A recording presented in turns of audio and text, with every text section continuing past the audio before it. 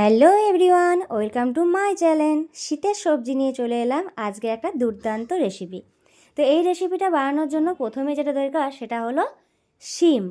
আর এই শিমটাকে কিন্তু দুপাশ থেকে ছুলে এইভাবে সাইজ মতো কেটে নিয়েছি।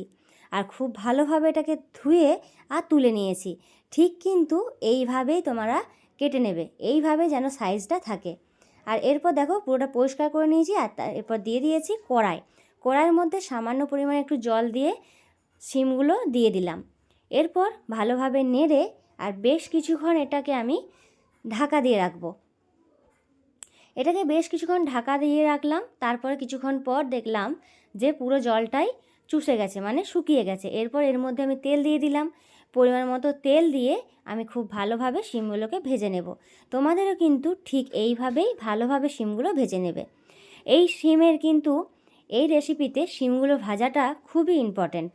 আর এই যে আমি কত সুন্দরভাবে ভেজে নিচ্ছি একটার পর একটা উল্টে পাল্টে। আর এর মধ্যে কিন্তু কাঁচা লঙ্কাটা অবশ্যই দিয়ে দেবে, কাঁচা লঙ্কাটাও যেন অর্ধেকটা ভাজা হয়ে যায়। এরপর মিক্সার নিয়ে নিয়েছি একটা। মিক্সারের মধ্যে আমি বেশ কিছুটা পরিমাণ ধনেপাতা নিয়েছি। ধনেপাতাটাকে ভালোভাবে ধুয়ে নিয়েছি। আর একটা কড়াইয়ের মধ্যে আবারও সর্ষের তেল নিয়ে নিয়েছি।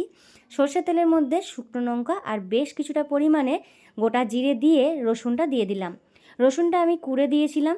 আর বেশ কিছুক্ষণ ধরে এটাকে আমি নেড়ে চেড়ে ভালোভাবে ভেজে নেব। দেখবে একটা সেন্ট উঠবে। তারপরেই তোমরা এর মধ্যে দিয়ে দেবে কোচানো পেঁয়াজ।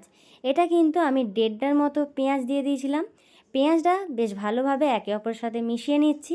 আর এর মধ্যে আমি দিয়ে দিচ্ছি নুনটা দিলে কিন্তু খুব ভালোভাবে এটা ভাজা হয়ে যায় বা পেঁয়াজগুলো খুব তাড়াতাড়ি সেদ্ধ হয়ে যায়। এরপর দিয়ে দিলাম চিনি। আর খুব ভালোভাবে একে অপরের সাথে মাখিয়ে নিচ্ছি। বেশ কিছুক্ষণ ধরে ভাজতে দিলাম। আর এইদিকে মিক্সারের মধ্যে দিয়ে দিলাম শিম আর কাঁচা লঙ্কা। আর এর মধ্যে তোমরা যতটা সম্ভব মানে খেতে পারবে ঠিক ততটা পরিমাণে লেবুর রস দিয়ে দেবে। এবার মিক্সারের সাহায্যে বেটে নিয়েছি, দেখো বাটাটা কত সুন্দর হয়েছে। এরপর যখন ভাজা হয়ে যাবে পেঁয়াজটা এর মধ্যে অ্যাড করে নেব। এর মধ্যে অ্যাড করে তোমরা কিন্তু হালকা দমে এটাকে প্রায় অনেকক্ষণ ধরে নেড়ে নেবে। খুব একটা জোর দমে দিও না, কারণ তাহলে জিনিসটা পুড়ে যাবে। আর যত হালকা দমে তোমরা এটাকে রান্না করবে ততই কিন্তু ভেতর থেকে জিনিসটা ভালো হবে খেতে। এরপর দেখো বেশ কিছুক্ষণ ধরে এটা নেড়ে নেব। তোমরা কিন্তু বারবার এই কাজটা করবে যাতে সেটা চুঁয়ে না যায়। এরপর কিন্তু দেখো এটাকে আমি কিছুক্ষণ আমার খুন্তির সাহায্যে নেড়ে নেড়ে এটাকে খুব ভালোভাবে করে নিচ্ছি। তোমরা একবার দেখে নেবে পরিমাণগুলো যেন ঠিক থাকে। আমার কিন্তু প্রত্যেকটা পরিমাণে একেবারে পারফেক্ট। আর আমার এখানে রেডি হয়ে গেছে এই জিনিসটা। এটা তোমাদের বলি এটা কি, এটা হলো শিম ভর্তা।